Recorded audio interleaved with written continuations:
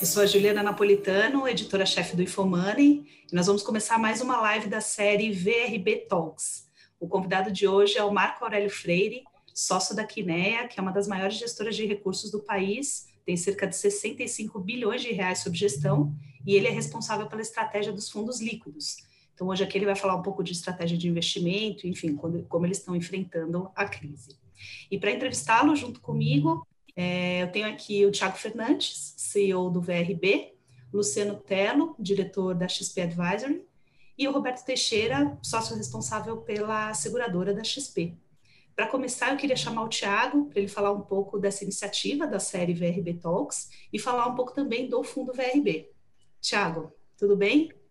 Tudo bom, Juliana? Obrigado. Boa noite. Boa noite a você que está em casa. Eu queria agradecer pela audiência. A gente está super feliz com o sucesso do projeto. São mais de 26 mil visualizações. A gente criou o VRB Talks para aproximar você do produto VRB Previdência. A gente gosta de dizer que o produto é uma revolução, não é um simples plano de previdência. Através desse veículo, você acessa a inteligência de alocação de alguns dos principais gestores de fortunas do país, através de um comitê com pessoas profissionais absolutamente renomados. Eles selecionam as classes de ativos e os fundos que vão fazer parte da carteira. Os gestores que fazem parte da carteira também são fundos que a gente considera absolutamente fantásticos, fazem parte SPX, Ibiúna, Kinea, Nave, Constellation, Velt, Apex. Então, nesse mundo de juros muito baixos, pandemia, incerteza política, você tem uma solução completa a seu dispor. Ele está disponível na XP, por apenas R$5.000 você consegue investir na estratégia. E o principal, 1/3 da taxa de administração é direcionada para projetos voltados para a educação e inclusão produtiva no Brasil. Isso não sai do bolso do investidor, isso sai do bolso do gestor. E a gente tem ajudado bastante com emergência.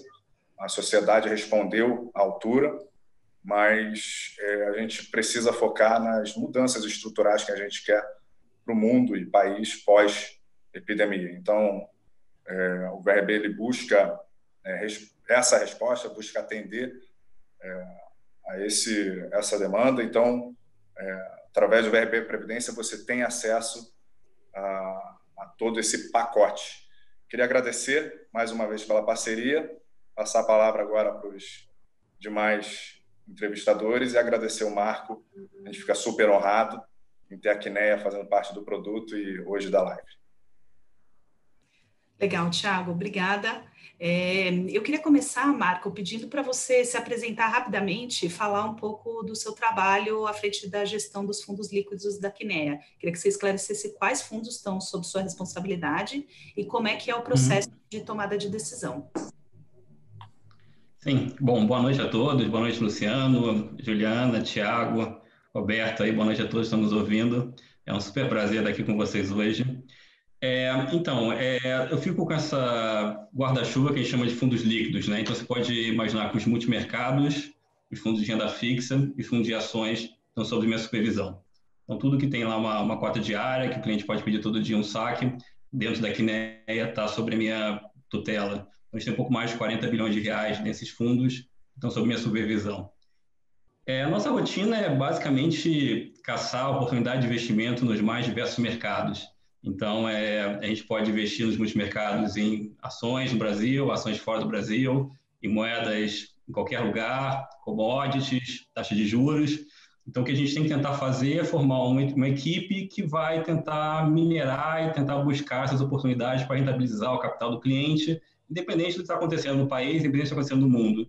E eu sempre falo que a atividade de gestão é um pouco aquela coisa darwiniana que você tem que estar sempre se adaptando. Quem imaginaria 3 meses atrás que hoje minha rotina seria dedicada, boa parte do tempo, falar com médicos, boa parte do tempo falar com especialistas em epidemia e tentar tirar conclusões sobre isso. Eu nunca imaginaria quando eu escolhi a profissão, nunca imaginaria 6 meses atrás e muito provavelmente daqui a 12 meses eu vou ter que estar correndo atrás de aprender, entender e achar uma solução para o cliente e um outro desafio que vai se apresentar. desafio pode ser político, que eu acho que vai crescer as estruturas políticas, pode ser econômico, por causa de toda a dívida que está sendo construída nesse período, mas esses desafios estão aí e a gente vai ter que sempre tentar achar oportunidade de investimento para isso. Então, a gente faz uma equipe que atualmente tem mais de 20 pessoas focadas nesses produtos, essas pessoas estão minerando em vários diferentes mercados oportunidades, estão trazendo essas ideias, estão implementando essas ideias para a gente tentar, ao longo do tempo, rentabilizar adequadamente o dia do cliente. Legal. Eu vou fazer só uma última pergunta e vou passar depois para os demais entrevistadores, que é o seguinte, eu queria que você traçasse o seu cenário global hoje. Então, quer dizer, com todas essas ferramentas que você tem à disposição, essa deve ser uma tarefa super fácil, quer dizer, qual é o cenário que você traça para os próximos meses aí, começando pelo mundo e depois passando pelo espaço para o Brasil, tá? Eu vou tentar só dar uma geral bem rápida, depois a gente vai entrando muito no específico, assim, porque isso, perfeito. Começa lá de cima e vai depois esmiuçando um pouco aos poucos na conversa, porque senão também cada resposta fica muito longa, né? Falar do mundo, você pode ficar aqui 1 hora falando. Então, o que a gente está olhando, tá? Qualquer coisa importante para a gente. Março foi o mês que todos os ativos financeiros caíram fortemente, basicamente a partir do momento que o vírus chega na Itália, acho que foi o marco que o vírus estava no mundo ocidental. Nesse momento cai a ficha que a gente está em um mundo diferente que a gente vivia anteriormente, e todos os ativos globais caíram. Abril foi o mês contrário, né? Vamos lembrar que abril foi o mês que todos os ativos melhoraram, na ideia de que teve muito estímulo no mundo, seja estímulo monetário, seja estímulo fiscal, a curva de vírus está começando a fazer pico, principalmente na Europa, então, junto os estímulos com uma melhora do vírus, os ativos subiram. O que eu acho que a gente tem que ter na cabeça daqui para frente é que eu acho que a gente vai ver uma das maiores divergências econômicas das últimas décadas, se não a maior divergência econômica entre países nos próximos trimestres. Eu acho que a cabeça do mercado tudo começou na China, a China parou na quarentena, a China começou a voltar, depois a Europa parou, depois os Estados Unidos parou, depois a América Latina parou, e o que vai acontecer é que, defasado no tempo, esses países vão começar a retornar. E eu acho que essa é uma hipótese do mercado que eu acho que ela não é verdadeira.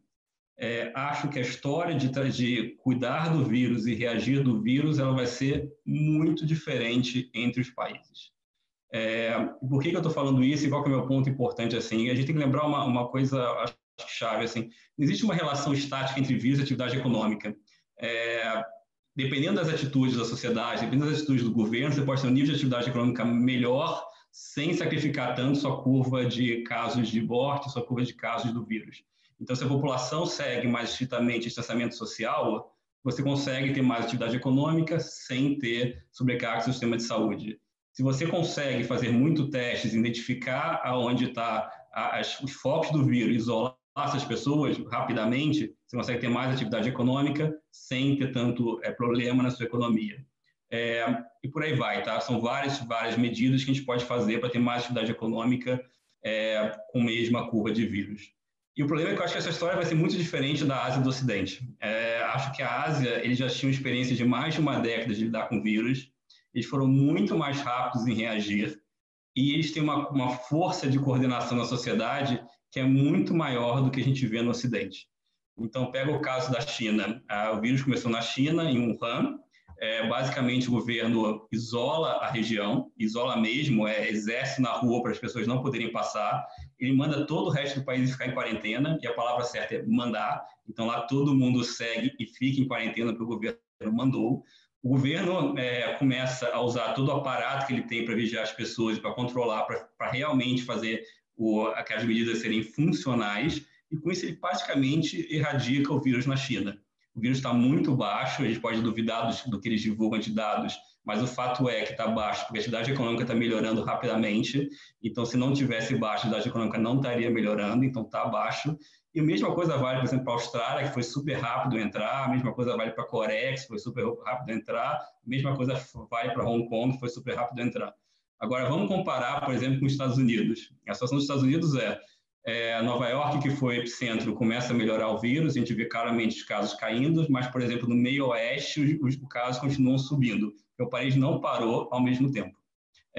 Qual que é a dificuldade disso? É porque se o vírus ainda está espalhado no país, você começa a tentar retomar a atividade econômica, esse vírus pode voltar para as regiões que tinham sido afetadas anteriormente. Você vai ter que parar, inclusive, o fluxo de pessoas internamente do país, que é super difícil de fazer. Outra coisa, as decisões de abertura no próprio Estados Unidos, a gente fala muito do Brasil, né, mas no próprio Estados Unidos, estão sendo cada vez tomadas muito mais se o Estado é democrata ou republicano. Os Estados republicanos têm muito mais urgência de reabrir, os Estados democratas muito menos urgência de reabrir, e não tanto se a situação do Estado permite reabrir a economia ou não. Então, ela é muito mais tomada no espectro político do que ela é tomada no espectro científico-médico, o que também tende a dificultar a reabertura. Eu poderia continuar aqui, pegar mais um exemplo aqui que eu acho bem claro do que está acontecendo. Pega na Coreia. Na Coreia, claramente, eles faziam o teste e identificavam que uma pessoa estava doente. O que eles faziam? Pegavam o cartão de crédito da pessoa, via onde a pessoa tinha andado no país e isolavam aquela região. Se você for fazer isso em um país como os Estados Unidos, olha a dificuldade de toda a coisa da privacidade que vai ter de discussão. Há uma semana atrás, o pessoal em Michigan estava entrando armado na Assembleia, e armado porque tem direito de arma, para reclamar que você deveria ter liberdade de fazer o que cada pessoa quisesse na população. Então, o problema de vírus é um problema onde a atitude individual, às vezes, é muito diferente do ótimo que é para a sociedade. Como se fosse uma teoria dos jogos ali, onde a atitude individual não está totalmente alinhada com a atitude do completo. Então, eu acho que nesses países, e o Brasil, infelizmente, já está um pouco nesse grupo, retomar a atividade econômica vai ser um desafio bem maior, tá? Então, eu acho que a gente vai começar a ver a Ásia que já normalizou, alguns países asiáticos normalizando, e alguns países mais do Ocidente, uma recuperação da atividade econômica que vai ser bem aquém do que a gente desejaria, e vai ser um pouco mais difícil tocar essa infraestrutura, essa logística e da coordenação da sociedade para isso acontecer. E isso tem várias implicações para investimento, que a gente vai entrar no futuro, mas claramente eu já gosto mais das moedas na Ásia do que eu gosto no Ocidente. Claramente eu vou estar um pouco mais cauteloso com os investimentos em bolsa, a não ser que estejam suficientemente baratos para correr o risco. Tem algumas coisas baratas no Brasil, mas eu vou estar entrando nisso. Vai ter implicações também de dívida, porque quando o país não consegue reabrir, ele tem que se endividar para manter o período. E essas implicações são importantes, porque não existe almoço grátis em economia. Então, a gente produz riqueza se a gente trabalha, se a gente está produzindo. Se a gente está fechado, e eu acho que assim, está correto, tá? A gente está fechado, a gente tem que dar uma renda para a população mais frágil, e eu acho que não tem como fugir disso para as empresas menores. Mas isso tem um custo. A gente não pode esquecer que, mais uma vez, não existe almoço grátis na economia, isso vem com custo. E eu acho também a discussão que é interessante quais são os custos de você estar se endividando na velocidade que você está, sem capacidade de produzir, o que isso vai levar para o longo prazo. Mas, bom, tem muita coisa para a gente conversar aí, eu não vou me estender muito logo na primeira pergunta. Super, muito interessante. Luciano, quer fazer a próxima pergunta? Sem dúvida. É bem interessante o cenário que o Marco traçou. Então, eu queria fazer um follow-up, então, em cima do que você alinhavou aqui como linhas gerais, né? Tem uma troca aqui que a gente está vendo em relação ao que o mercado percebe e a economia real, né? Você mencionou aí a possibilidade de abrir e fechar várias vezes a economia, e os mercados também têm reagido muito, você mencionou inclusive os Estados Unidos, né? Aos pacotes de estímulo desde 23 de março, principalmente o pacote americano de gastos e juros zero, né? Então, assim, a gente tem um dilema entre fundamento, né, que tem muita incerteza e tem uma possibilidade disso voltar para trás, e estímulo, que já deu uma inflada em preços. E é um pouco essa ideia mesmo dos incentivos. Então, como é que vocês têm trabalhado isso, né? O curto prazo inflado, que vai permanecer esses incentivos mais para frente, versus a realidade dos fatos, que é meio ditada pela pandemia, como você colocou, né? Claro. Eu acho que é um tópico crítico aqui da conversa, porque um pouco entra nessa discussão que eu falei de quais são os custos desses estímulos todos, né? E eu gosto de lembrar um pouco do dado, assim, provavelmente o déficit na economia americana esse ano vai ser 25% do PIB. Gente, 25% do PIB, tá? A gente está preocupado no Brasil com déficit que vai ser acima de 10%. É curioso isso, a gente está preocupado que o déficit do Brasil vai ser acima de 10% do PIB, a gente está jogando o seu dinheiro para o dólar, que está comprando numa economia americana cujo déficit vai ser 25% do PIB. Quase, para mim, assim, quase uma reação instintiva nossa de se proteger buscando o dólar, porque historicamente foi o que funcionou. A gente está buscando o dólar porque a gente está com medo do fiscal brasileiro e está comprando um país que o déficit é 25% do PIB. Um país cuja dívida PIB nos próximos 2 anos vai crescer 35 pontos do PIB. Obviamente, esses estímulos têm impacto no mercado, tem impacto no mercado acionário, tem impacto no mercado de renda fixa, que virou um mercado basicamente tabelado pelo Banco Central americano, né? Mas um mercado que tem mais uma descoberta de preço, ele é o que o Fed quer que seja. E como é que a gente está pensando nisso para investimento? Eu gostaria de estar onde o estímulo vai, que pegue menos na economia. Então, o que eu quero dizer com isso? Pega a Bolsa Americana. A A Bolsa Americana caiu no ano talvez 15%, se muito. O S&P, né? Medido pelo S&P 500, que são as 500 maiores empresas americanas. O lucro dessas empresas vai crescer esse ano 40%, aproximadamente. Ninguém sabe o número exato, mas essa é a ordem de grandeza. Isso quer dizer o seguinte, olha, essas empresas descolaram muito da queda de lucro por causa de toda essa expectativa de estímulo de monetário. Eu não quero jogar esse jogo está arriscado. O ativo financeiro está caro e muito deslocado da economia cujo lucro vai crescer. Eu acho que a melhor forma de você jogar esse jogo da liquidez é você tentar buscar ativos que vão pegar a liquidez e não vão sofrer com a economia. E uma possibilidade que eu acho que deveria estar começando a pensar na carteira dos clientes é, por exemplo, o ouro. Então, uma coisa que eu gosto de falar é o seguinte, a gente vê uma escassez hoje no mundo de ativos seguros. O mundo hoje tem juros zero em todos os países desenvolvidos. Se não é zero, é porque ele é negativo, não é porque ele é positivo. Então, aqui que era sempre uma carteira no mundo, você compra ações, são os ativos arriscados, você compra imobiliário, são os ativos arriscados, de modo geral, você tem caixa e você tem títulos de renda fixa, que são sua parcela segura do seu capital. O que está acontecendo hoje? Eu acho que a gente está com essa renda fixa no mundo virando, na verdade, um ativo arriscado, porque os juros é super baixo, com uma dívida enorme. Então, as pessoas vão ter que procurar novos ativos seguros. E aí eu acho que as pessoas vão procurar, por exemplo, o ouro, eu acho que vai ser uma dessas opções. Acho que as pessoas vão começar a procurar outras moedas onde isso não está acontecendo como está acontecendo em algumas economias ocidentais. Então, por exemplo, já comentei que eu gosto das moedas asiáticas. Acho que lá o problema da dívida é bem menor. Então, acho que a gente vai ter uma revolução dos ativos seguros no mundo. Então, acho que a forma de jogar a liquidez eu entendo que a liquidez vai ser importante, mas eu quero jogar ela através de ativos seguros que vão se beneficiar dessa liquidez. E eu quero fugir um pouco dos ativos que estão mais caros, como a Bolsa, porque a liquidez jogou eles para cima, mas o lucro está sofrendo das empresas. Então, é assim que a gente está tentando se posicionar nesse cenário, que é bem atípico e desafiador. Né? Perfeito. Só chamou a atenção, eu vou, se você me permite, só fazer uma pergunta subsequente, porque você mencionou as moedas asiáticas, né?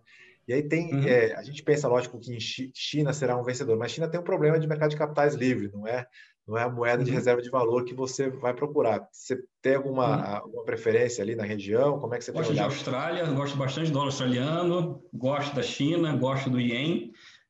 Todas essas são oportunidades. Assim, é curioso, porque a Austrália, geralmente, a moeda da Austrália, historicamente, anda muito perto do ambiente de risco, né? O risco está subindo, geralmente a moeda australiana está indo bem, o pessoal está mais pessimista e a moeda australiana está indo mal. Eu acho que isso vai quebrar. Eu acho que vai quebrar porque a divergência econômica vai ser muito grande. Lá, por exemplo, o número de casos do vírus é menos de 50 casos por dia. O número de mortes, vários dias, o número de casos de mortes é zero. Então, eles vão conseguir retomar a atividade econômica ao longo do tempo. E o que significa retomar a atividade econômica? Significa que eles vão ter que se endividar menos para passar pelo período. E não só vão se endividar menos, como eles tinham bem menos dívida para começar a história. Os Estados Unidos já tinha bastante dívida quando começou essa crise, porque o Trump já vinha gastando desde o ano passado. A gente vai se lembrar que o déficit americano já era quase 5% do PIB no ano passado, quando o desemprego estava no mínimo de 50 anos. Geralmente o desemprego está baixo, a situação fiscal está boa. Nos Estados Unidos, antes da crise, o desemprego já estava baixo, uma situação fiscal ruim. E aí foi lá e tomou o choque. Então, por exemplo, eu gosto de Austrália, eu gosto do Japão, porque eu acho que vai lidar melhor com o vírus. E aí não é um problema de dívida, a dívida é horrorosa no Japão, é só um problema que está todo mundo virando Japão. Então, como está todo mundo virando Japão, o Japão relativamente se sobressai. Eles são Japão há mais tempo. Então, a gente gosta também. Então, eu acho que é um pouco por aí. Então, acho que tem outras, essas são as principais moedas que estão na cesta do fundo. E, mais uma vez, eu acho que o ouro vai fazer parte aí desse conjunto de reservas de valor que as pessoas vão começar a ter um pouco mais. Legal. Roberto, quer fazer uma pergunta também? Perfeito. Obrigado, Juliana. Boa noite a todos. Boa noite, Marco. Primeiro, é uma satisfação muito grande ter você agora no nosso VRB Multimercado, nossa parceria já antiga. Enfim, um produto que é extremamente importante, não só na questão de gestão, porque é uma gestão muito profissional, gestores de fortuna, com bons gestores. Enfim, tem um ótimo apelo social bastante grande e está um sucesso na grade. A primeira pergunta, Marco, eu queria saber de você. Aqui é uma casa que possui um processo muito estruturado para decisão, né? É bastante diferenciado. Você podia explicar para a gente um pouco desse processo, de como é feito, na verdade, essa questão matricial que vocês fazem nas estratégias? Tá bom. Vamos falar um pouco do processo de investimento. né? Que essa história de minerar... No fundo, a gente tem que achar ideia, né? Então é isso, a gente passa o dia lendo, passa o dia debatendo, conversando com gente, e a gente tem que tentar questionar essas ideias para tentar achá-las para fazer bons investimentos. Como é que a gente faz isso? O nosso processo é tentar fazer isso de forma descentralizada. Então, acho que a palavra-chave é essa. A palavra-chave é que eu acredito que se eu tiver várias equipes trabalhando independente, procurando em um nicho de mercado oportunidades, eu vou conseguir achar mais chances de investimento.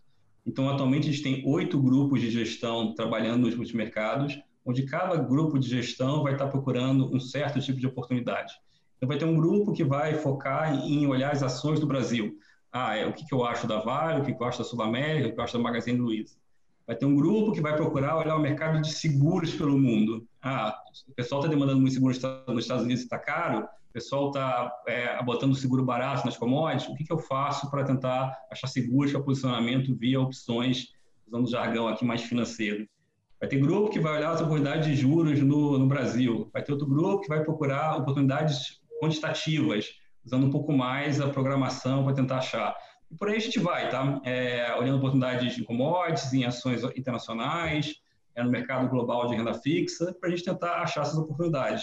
E a gente faz essa descentralização, onde uma parte do orçamento de risco, esses gestores vão colocar nas ideias que estão gerando, e meu papel é ser generalista. Então, eu sou a pessoa que vou olhar todo esse trabalho de formiguinha que eles estão fazendo, vou olhar e falar, tá bom, mas nesse momento eu acho que é melhor ir para cá, talvez seja melhor ir para cá e fazer um pouco de seguro, e vou tentar fazer uma otimização dessas ideias que estão sendo geradas e uma alocação de capital eficiente ao longo do tempo.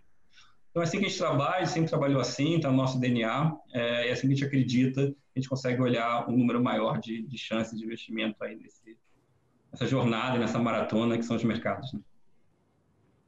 Legal, Marco. Eu queria pedir para você falar um pouco agora sobre cenário Brasil. Então, os juros caíram mais do que o esperado, né? Na última reunião, o dólar está encostando nos R$6, e a previsão para a economia varia dependendo de quem faz a análise, mas, enfim, todas apontam aí um cenário super difícil. Eu queria saber qual que é o cenário que vocês traçam para o país. Tá. Tem muita coisa de mostrar para o Brasil, né? Já você começou pelos juros, deixa eu começar por aí, tá?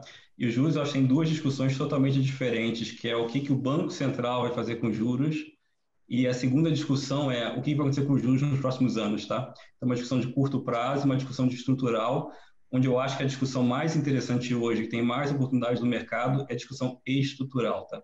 Então, vamos lá. Primeira discussão de Selic, que é a discussão de hoje. Como vocês sabem, todo mundo viu, o Banco Central cortou os juros 75 pontos de base para 3% de taxa de juros. E tem um debate enorme, com ou mais ele deveria cortar, né? O Banco Central sinalizou que deve cortar mais uma vez, no máximo em mais 75 pontos de base, no máximo chegando a Selic a 2,25. Qual que é a minha visão sobre isso? É o que eu acho que vai acontecer. Eu acho que a gente está muito próximo do fim do ciclo de corte. Por que eu acho que está muito próximo? Porque eu acho que, no fundo, a gente tem que se lembrar disso, política monetária é sempre feita olhando o futuro. E o futuro é sempre incerto, porque você faz os juros hoje, e não basta a economia hoje. Você faz os juros hoje, ela vai batendo ao longo do tempo nessa economia. Você tem que olhar o futuro, e como o futuro é incerto, você tem que ver o benefício da sua decisão sobre o possível custo da sua decisão. O benefício hoje, para mim, de cortar juros, ele é pequeno. Por que ele é um benefício pequeno? Primeiro, porque as pessoas não estão consumindo, não é por causa do nível de juros na economia que está 3 ou 2,5, elas não estão consumindo porque elas estão em casa. 2, porque a Selic no Brasil já caiu para patamares muito baixos, os juros nossos já é baixo, então não vai ser isso que vai fazer, de fato, a economia andar muito mais. Então, acho que o benefício ele existe, mas ele é pequeno. Ele ajuda um pouco naquela rolagem de dívida, está um pouco mais baixa, mas, na verdade, o problema da rolagem de dívida, isso é uma outra discussão que a gente pode ter, está muito mais na taxa de juros final, que chega lá no cara que vai pegar o crédito, e não na taxa básica de juros do Brasil, que já está 3%.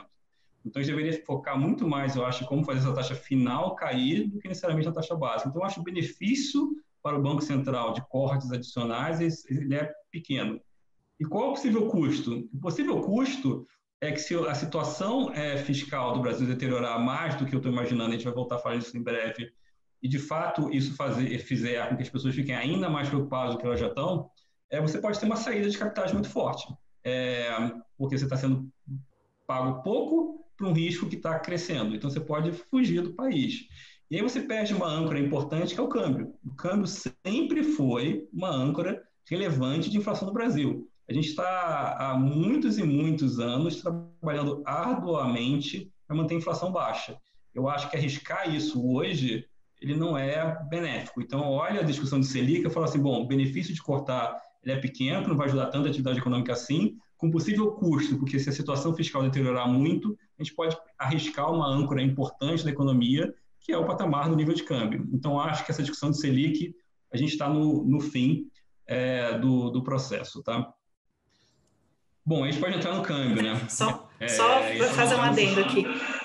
Tá. Fim do ciclo é o quê? É um corte de mais quanto, assim, nos próximos meses? Eu acho, assim, se fosse eu, não cortaria mais nada, tá, Juliana? Eu acho que pelo que o Banco Central falou, ele vai cortar mais alguma coisa. E é um pouco não só do que eu penso, mas é do que eles que são os donos da bola pensam, né? Então, acaba que é uma decisão que eu simplesmente acho que a gente está no final. Eles sinalizaram que vão cortar no máximo 75, eu espero que eles cortem o mínimo possível. Quanto vai ser esse mínimo possível? Eu não sei, talvez 50 pontos? Eu não sei. Mas está bem precificado. Tá? O mercado hoje tem algo como 40 pontos para as próximas reuniões de corte, tá? Por curto prazo. Então, acho que a discussão não está aí. Eu queria trazer um pouco para onde eu tenho um pouco mais de opinião, assim, que eu acho que é uma discussão que é onde que está o mercado de juros hoje. Porque a questão do mercado de juros hoje é a seguinte, juros está 5, juros está 3, perdão, o mercado precifica que vai aproximadamente para 2,5, acima de 2,5, mas vamos botar 2,5 para falar com números redondos. E depois ele precifica que o ano que vem a gente vai para cima de 5 e 2022 a gente termina acima de 8. Então, a discussão para mim hoje, que tem dinheiro para você tentar fazer para os clientes, que vale ter, será que a Selic vai subir drasticamente nos próximos 2 anos ou não? Porque o mercado precifica uma alta bastante agressiva de juros no Brasil. E aí vamos entender a causa disso e a gente vai falar do segundo ponto, que é o fiscal brasileiro. A causa disso é simplesmente o seguinte, ninguém mais tem confiança no Brasil. As pessoas olham a crise política, as pessoas olham o fiscal que o Brasil está tentando fazer por causa da crise, elas pensam assim, bom, esse país já tinha uma dívida alta, esse país está tendo que gastar mais dinheiro por causa de uma crise que atingiu quando ele já tinha uma dívida alta, e com essa confusão política vai ter que gastar mais nos próximos anos para tentar acalmar um pouco a população. E se isso é verdade, você vai precisar subir os juros novamente para compensar esse efeito da expansão fiscal. Então, aí a gente entra mais uma vez nessa coisa crítica de Brasil, que é o fiscal. Qual que é a minha opinião nisso, tá? Eu sou aqui um pouco mais otimista que o consenso. Acho que essa discussão no Brasil virou muito fla-flu, essa discussão no Brasil virou muito 8 ou 80. É claro que a gente não vai conseguir continuar nos próximos anos com a austeridade fiscal que a gente estava vivendo nos últimos anos. A gente fez o tal teto de gastos, que fez o gasto real crescendo zero. Uma situação que a gente vai ter desemprego no Brasil acima de 15%, não me parece que vai ter apoio político, nem me parece que deveria acontecer uma situação onde eu vou continuar apertando meus gastos da forma que eu estava. Mas não é porque eu vou crescer gastos a zero e eu tinha antes o teto de gastos, que significa que eu vou começar a crescer os gastos que nem eu crescia há 5, 10 anos atrás. Acho que aí tem uma zona bastante cinza que pode estar mais para um lado, mais para o outro. O cenário que eu acho mais provável a gente vai ter os gastos bem altos esse ano, que é o cenário de crise. Depois desse gasto bem alto esse ano, que é o cenário de crise, a gente vai ter que fazer gastos sociais para os próximos anos. Imagina alguma forma de expansão da Bolsa Família, por exemplo, que vai ser parcialmente financiada com algum tributo. De modo geral, você começa a pensar alguma coisa sobre banco, alguma coisa sobre alta renda, alguma coisa sobre os fundos exclusivos das pessoas que têm um patrimônio maior, de tal forma que a situação fiscal piora um pouco, mas não vai fazer uma super expansão fiscal. Então, o cenário que eu vejo daqui para frente é um cenário que a gente faz um alto gasto esse ano, gastos menores nos outros anos, mais focados no social, e a gente não perde totalmente a âncora fiscal, como o mercado precifica hoje, seja olhando a curva de juros, seja olhando o dólar. Então, você não vê essa disparada dos juros que o mercado está vendo para os próximos anos? Não vejo, acho que é uma oportunidade, tá? Acho que a disparada de juros que o mercado está vendo é uma das oportunidades que a gente tem. Acho que a discussão hoje nos juros é menos para onde corta, é mais se não sobe. E eu acho que uma economia que ela não dispara o fiscal, ela não precisa subir os juros como o mercado tem hoje. Então, eu acho que aí tem uma oportunidade de investimento. Legal. Luciano, quer fazer a sua pergunta? Depois a gente pode voltar para câmbio e recuperação da economia para não ficar muito longo. Você quer fazer a sua pergunta, Luciano? Se quiser já passar para câmbio, a gente pode discutir nesse contexto. Tá Você bom. mencionou uma coisa que a gente tem olhado bastante, né, que se você está em reais e confia que a dívida é sustentável, você não vai pedir um prêmio tão grande para a curva longa e tudo vai funcionar, né? Ou você tem o outro cenário que você falou, que ninguém acredita no longo prazo do país, e aí você tem uma possibilidade de fugir para fazer investimentos e o câmbio desancora. A gente tem feito, de uma certa forma, esse experimento monetário tem funcionado das duas maneiras, né? Quer dizer, tanto o câmbio está andando, quanto não tem tido um prêmio tão longo, mas tem inclinado um pouco mais a curva, né? Não tanto pela subida da longa, mas também não tem acompanhado essa queda do curto prazo. Então, como é que você tem visto esses dois lados? Quer dizer, como é que você tem operado o câmbio? Então, acho que era isso que a Juliana ia te perguntar. Legal.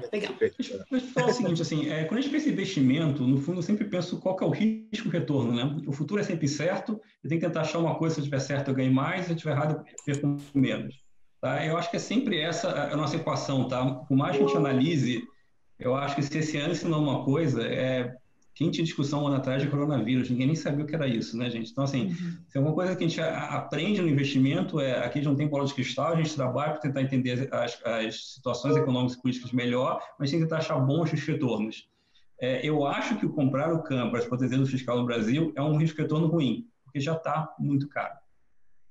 Se você quiser, esquece que pensa que você não acredita no que eu estou te falando, você acha que, de fato, o Brasil vai gastar muito, muito fiscal e a gente vai entrar de novo no que era, por exemplo, no período do governo Dilma.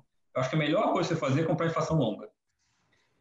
Por quê? Porque quando você tem um problema fiscal de dívida doméstica, você nunca dá calote. Ninguém dá calote em dívida doméstica. Você dá um calote indiretamente via inflação. E hoje o mercado tem essa situação um pouco atípica, onde ele não precifica muita inflação na curva de juros, mas precifica via câmbio um medo muito grande com o cenário doméstico.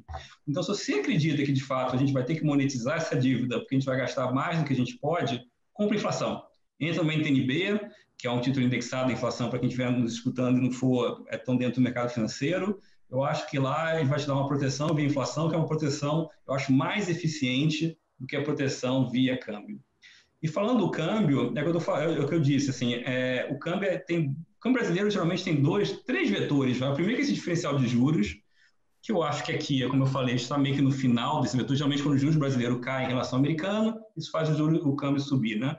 Como a gente já está no final, essa diferença já está baixa, eu acho que não vai mais cortar muito juros no Brasil, eu não acho que vai ser isso que vai mexer o câmbio. Então, tem 2 vetores que vão mexer o câmbio. O primeiro são o preço das matérias-primas, das commodities, e o segundo é a percepção fiscal. Quanto ao fiscal, vou começar nesse daqui, que é o que a gente estava falando, é o que eu falei. Para mim, o curioso toda essa história é alguém tirar o dinheiro do Brasil, estar preocupado com o fiscal, e colocar na economia americana. As pessoas fazem isso porque, historicamente, os Estados Unidos sempre deu um jeito, né? E os Estados Unidos não está onde está à toa. Naquelas coisas, credibilidade se conquista ao longo de décadas e se perde muito rápido. E os Estados Unidos, talvez, pelo trabalho que eles fizeram nas últimas décadas, eles são críveis o suficiente para você colocar dinheiro lá sem se perguntar exatamente o que está acontecendo. Se você parar para se perguntar, você fala, bom, disfuncionalidade política, tem lá também. Gasto fiscal, tem lá também. Dívida, tem lá também. Problema de disparidade de renda e insatisfação social, tem lá também. Mas você pega seu dinheiro e coloca lá e esquece tudo isso, que de alguma forma eles vão dar uma solução. Então, o segundo comentário aqui também se você acha ainda disso, que você está preocupado com o problema fiscal brasileiro, compre outro ativo, porque o dólar tem problemas fiscais que eu acho que são muito acima do que o mercado precifica hoje, tá? Então, dessa parte fiscal, eu não gosto de comprar dólar, porque eu acho que está comprando uma ponta que é uma ponta com problema grande.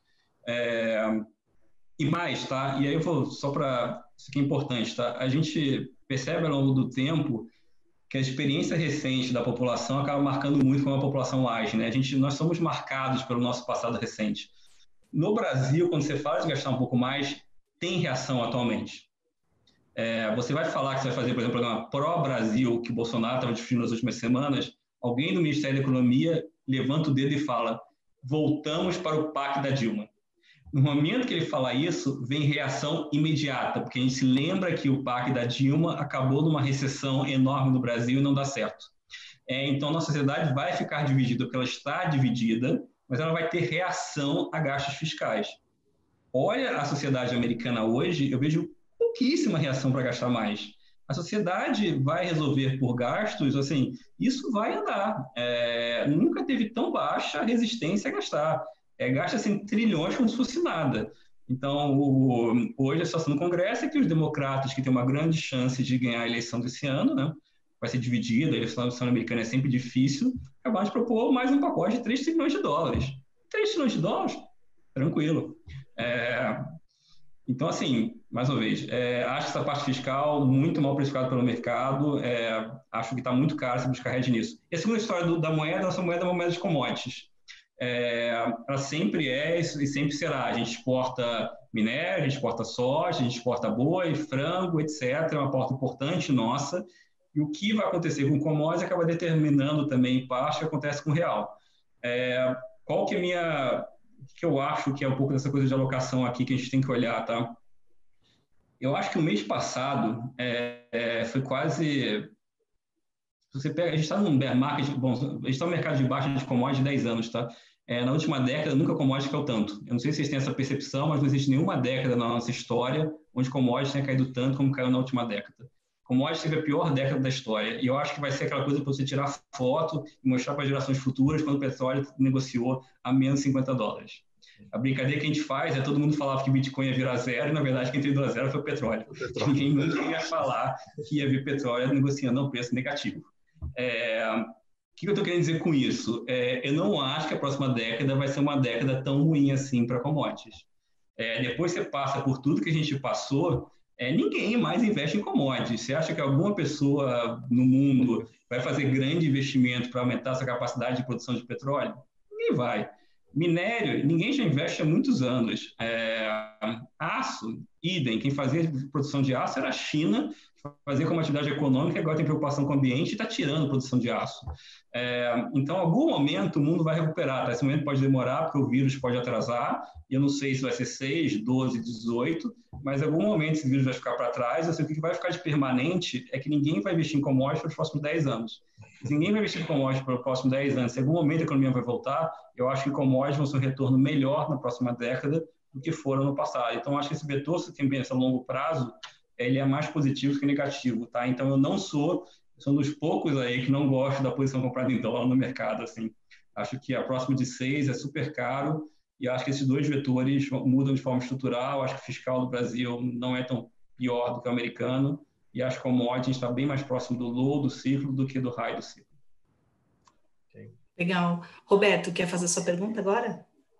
Perfeito. Marco, eu queria entrar um pouquinho na parte de previdência, até falar um pouquinho sobre o XTR, né, que é uma estratégia muito importante da previdência, bastante antiga, bastante diferenciada aí. Eu queria entender um pouquinho as posições que você geralmente usa, né, nessa estratégia e também pegando um pouco de gancho com o Cronos, que seria a estratégia semelhante dos fundos tradicionais 555.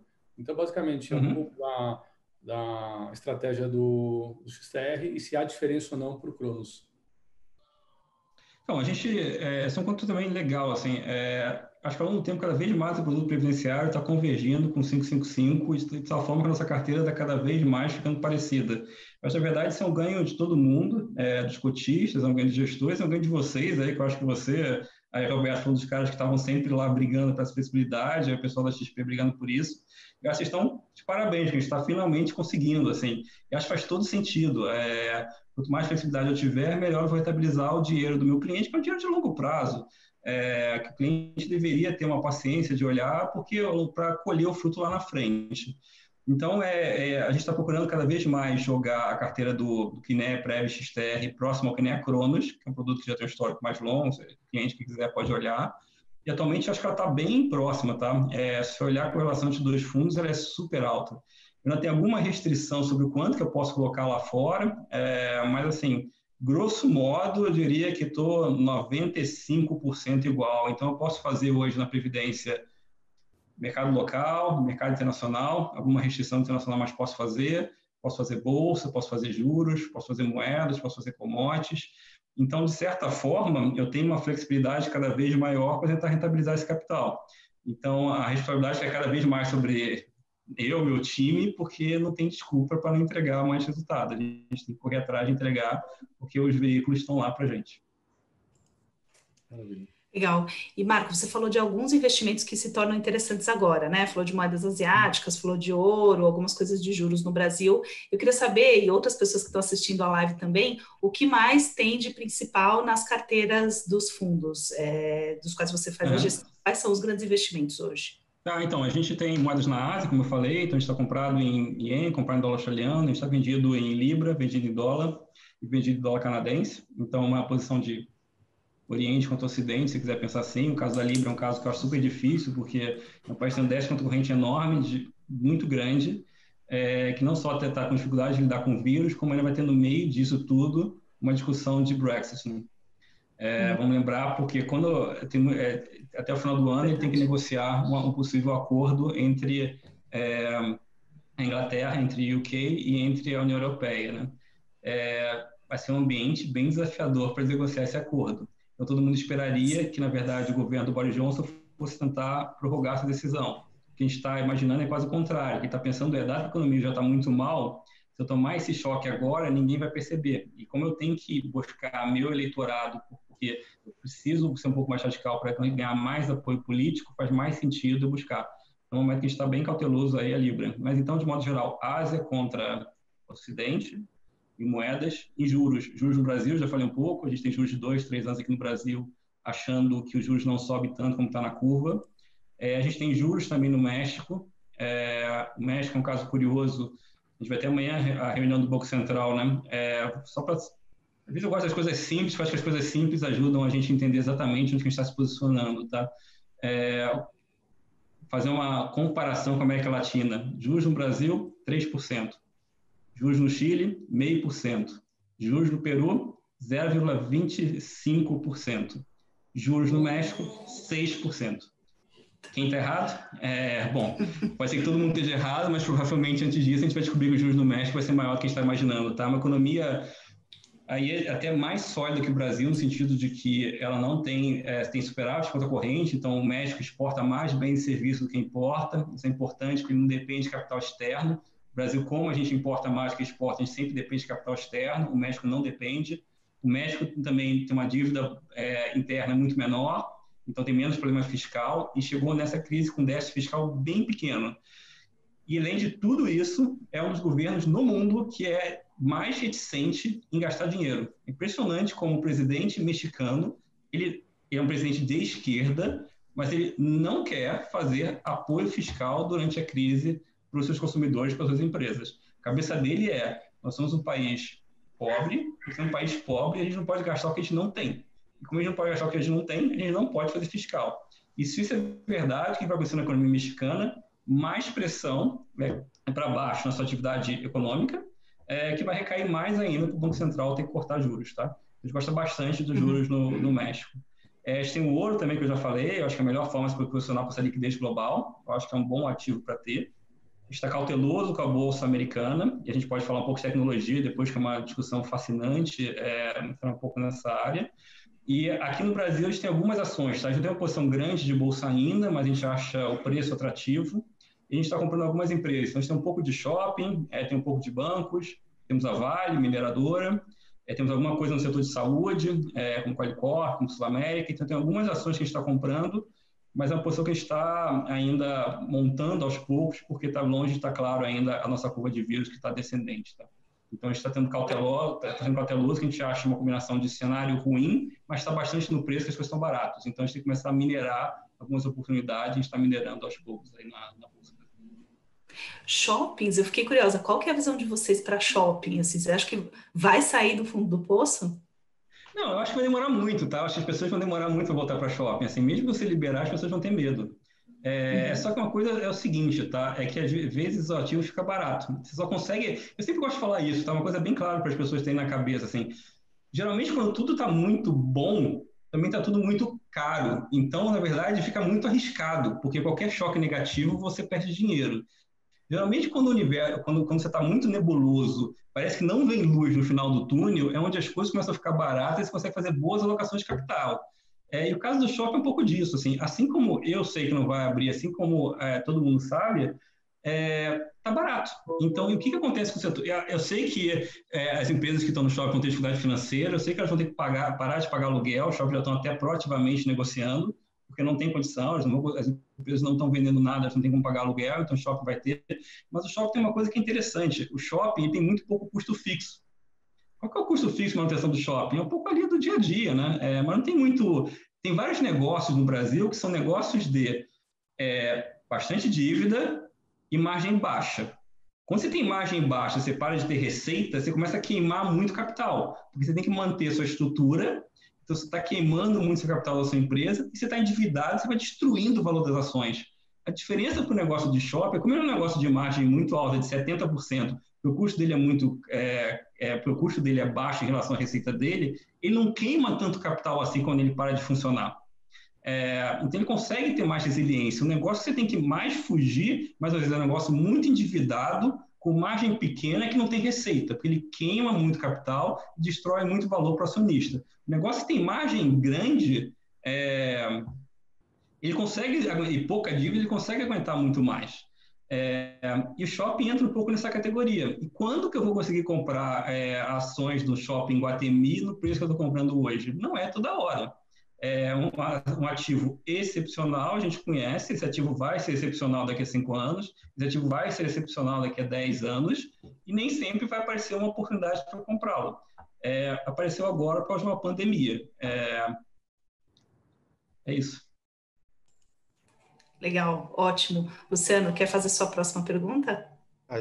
Então, você mencionou um pouquinho sobre ações de tecnologia lá fora, então acho que poderia ser um caso para a gente explorar, né? A gente tem visto aí as bolsas americanas, né? Quer dizer, tem uma bolsa de tecnologia que está indo muito bem e está ganhando espaço, e tem o mercado tradicional americano que não está indo tão bem assim, apesar de toda a injeção de recursos. Então, só para você comentar como é que você está vendo e onde você tem se posicionado lá fora. Tá, deixa eu começar um pouco a história, né? Eu vou pegar uma empresa aqui, posso pegar várias, mas começar com a Amazon, que eu acho que é a mais representativa de tudo que a gente está vivendo, né? O que não adorar na Amazon, né? Atualmente a gente está em casa, a gente vai fazer nossas compras, a gente faz comércio eletrônico, que no caso do mundo inteiro é a Amazon. E se antes você comprava livro, depois você comprou eletrônico, agora você compra até seu supermercado na Amazon. Bom, mas não é só isso, né? Se você está em casa e está vendo só Netflix, você não está vendo só Netflix, agora você está vendo uma segunda opção, você está vendo mais. Você tem o Amazon Prime Video, que também está aumentando o número de assinaturas, então também está virando sua televisão. Mas não é só isso. Ele é um dos líderes em cloud. Então, você está na sua casa, cada vez mais as empresas estão tendo que trabalhar à distância, elas precisam colocar as coisas na nuvem, precisam do processamento na nuvem, e quem é um dos líderes? A Amazon está lá. Mas não é só isso. Se você também está na sua casa, quer formar a sua casa inteligente, quer toda a história de como nossas casas vão virar no futuro, casas inteligentes, o grande aparelho é Alexa, que é o melhor dominante nessa área de casa inteligente. Então, assim, a sensação que dá é que a Amazon vai dominar o mundo, né? É essa a sensação que você tem. Mas, como eu falei, tudo na vida não é só o que eu estou enxergando. É muito o que eu estou enxergando, mas também os outros já estão enxergando. É o que eu estou enxergando vis-à-vis do que já está no preço. E eu queria dar algumas comparações para ficar um pouco mais claro o que eu estou dizendo. É importante isso, eu acho quase chocante. Vamos pegar o índice Nasdaq. Tá? O índice Nasdaq, para quem não sabe, é um índice das empresas de tecnologia americana. E vou comparar isso com o índice MSCI, tirando os Estados Unidos, que é um índice das bolsas do mundo desenvolvidas e emergentes. Tá? Estou comparando tecnologia americana com todas as empresas do mundo, tirando os Estados Unidos. Eles valem mais ou menos a mesma coisa. Então, atualmente, hoje, o índice que mede todas as ações do mundo fora dos Estados Unidos vale a mesma coisa do que os Nasdaq. Vou dar mais algum exemplo. Facebook. Todo mundo usa, todo mundo gosta, Facebook, Instagram ou WhatsApp. Ótimo, mas é um cara claramente monopolista, porque ele compra a concorrência. Se em algum momento uma concorrência dessa ele errar e não comprar ou não deixar comprar pelo ela não deixou, ele pode perder muito mercado. Ele vale mais do que toda a Bolsa Brasileira. Facebook hoje vale mais do que toda a Bolsa Brasileira. Vou dar o terceiro exemplo, que talvez para mim seja o mais chocante de todos, Tesla. Todo mundo conhece. Tesla, assim, é uma discussão fascinante, porque Tesla é uma das discussões mais apaixonadas que eu já vi na minha carreira, porque tem gente que adora e gente que odeia e ficam brigando entre si por causa disso. Uma discussão quase política, assim, ao ponto de algumas pessoas pararem até para vigiar as fábricas da Tesla, tentar ver que eles estão mentindo ou não. É uma coisa assim, é um culto de adoração ou de ódio que é totalmente visceral. Mas qual que é a estatística? A Tesla hoje vale mais do que o dobro das 10 maiores empresas aéreas do mundo, juntas. Então, estamos falando o seguinte, o mercado de carros elétricos da Tesla vai valer mais do que o dobro de todo o fluxo de passageiros no mundo de avião. Aonde eu estou querendo chegar com vocês, tá, gente? E aqui eu não vou me prorrogar. A minha sensação a tecnologia é uma história excepcional, tecnologia é uma história que mudou nossa vida e vai continuar mudando. Eu não tenho dúvida que essas empresas são as melhores empresas do planeta, mas eu não acho que eu vou conseguir rentabilizar bem o capital do meu cliente comprando no preço atual. Eu acho que essa história que eu estou descrevendo para vocês é uma história que todo mundo já viu. Essa é uma história que já está acontecendo há 10 anos. A história de tecnologia começou em 2010. Eu acho que investir em tecnologia em 2010, você conseguiu rentabilizar de forma extraordinária o capital do seu cliente por uma década. Eu não acho que tecnologia vai ser história da próxima década. Seja porque os governos vêm contra o monopólio, seja porque vai ter mais regulação, seja porque o preço que você paga hoje já é muito mais caro, seja porque vai ter mais dificuldade em ganhar mercado, porque já são uma parte muito grande do mercado. Então, particularmente, sim, isso não vale para todas, tem algumas até que a gente gosta, então Google, particularmente, uma das que a gente gosta, e a gente particularmente evita as que queimam capital, tá? Tem muita empresa dessas que queima muito dinheiro, a gente procura evitar, tá? Então, aí tem várias daquelas de aplicativo de automóvel, tem algumas aí de carros, que essas a gente, de fato, a gente evita, a gente acha que aí é bem ruim, tá? De estar alocado capital. Ok. Legal, muito bom. Bem interessante. Roberto, quer fazer a sua pergunta? Sim, Marco, minha última pergunta é um pouquinho focado também em previdência, né? Que nem uma casa que absolutamente tem fundos nas mais diversas estratégias, né? São os multimercados, como você bem comentou, tanto de alta volatilidade, baixa volatilidade, como também ação e renda fixa. Vocês entendem muito forte que deu para encaixar muito bem as estratégias dentro da previdência. Olhando um pouquinho para frente, que a gente acha que vai ter um mercado ainda mais desafiador, o que você enxerga que a gente pode ainda pleitear na SUSEP, FENAPREV, para que fique mais ainda competitivo esse instrumento aí como investimento aí de longo prazo? Acho que cada vez mais a flexibilidade para investir no exterior, acho que vai ser importante. Assim, o mundo é grande, tem oportunidade lá fora. Então, conforme a gente vai ganhando espaço, isso é sempre positivo, isso já está melhorando cada vez mais. E toda a discussão de alavancagem ou não, que eu acho que era uma discussão que era antiga e a gente conseguiu melhorar bastante, aí vocês conseguiram que agora é por margem, me ajuda e ganhar flexibilidade nisso, com mais margem ao longo do tempo, vai permitir que a gente possa também montar mais posições. Mais flexibilidade de mandato de renda variável. Hoje a gente, acho que todo mandato deveria ser que 100% em ações pudesse ser independente do gestor, de como o investidor se declara, né? Mas tudo isso é flexibilidade que a gente vai conquistando ao longo do tempo. Mas assim, eu acho hoje o papel da Previdência está claríssimo, assim. Existem vantagens tributárias para fazer investimento, um investimento para o seu capital de longo prazo, e mais uma vez, acho que hoje eu já posso dizer que a gente tem capacidade de gerir esse dinheiro de forma adequada. A gente tem já bastante instrumento, os mandatos são flexíveis, os mandatos são interessantes, então acho que tem tudo para continuar crescendo esse mercado. Legal. Thiago, você tem uma pergunta para fazer? O Marco já abordou todos os pontos aí que você queria abordar. Boa parte dos pontos. Eu queria perguntar para o Marco, assim, os fundos multimercado da Kinea são super disputados e vocês deram um capacity bem generoso para o BRB Previdência. Queria saber o que te motivou a participar do projeto e como é que você vê essa aproximação, essa ponte entre impacto social e investidores, capital financeiro? Thiago, de verdade, assim, um super prazer estar participando desse projeto, assim, é um baita projeto. A gente está muito honrado de estar parte disso, assim, então cada um tem que fazer um pouco sua parte, assim, e tem que fazer sua parte com gente séria, que nem a VRB, que está procurando saber o projeto que vai fazer diferença, tá? Porque também não adianta só ajudar, tem que saber ajudar, né? Tem que ter um bom comitê para saber onde que esse dinheiro vai fazer diferença, quais são os projetos que podem ajudar melhor a sociedade. E eu acho que vocês fazem isso muitíssimo bem, assim. Gente séria, gente comprometida, um comitê de gente que olha isso há muito tempo e que vai pegar esse dinheiro que a gente está ajudando aí e vai ajudar a sociedade. Então, assim, não posso descrever o quanto eu estou feliz com isso, e dá para fazer um produto que o cliente final vai ter uma boa rentabilidade, dá para fazer um produto que a gente também vai ser, e aí não vamos ser hipócritas, assim, a gente vai ser, como gestora também, vai ter a nossa rentabilidade que vai ser boa, faz parte também, e vai conseguir ajudar. Então, se a gente conseguir juntar essas coisas, por que não, sabe? A gente tem que fazer mais disso e não menos. Então, estamos 100% alinhados aí no que a gente puder contribuir com a parceria, conte 100% assim com a gente. Super projeto. Parabéns aí, de verdade. Legal, excelente. Gente, acho que a gente está chegando aqui no fim.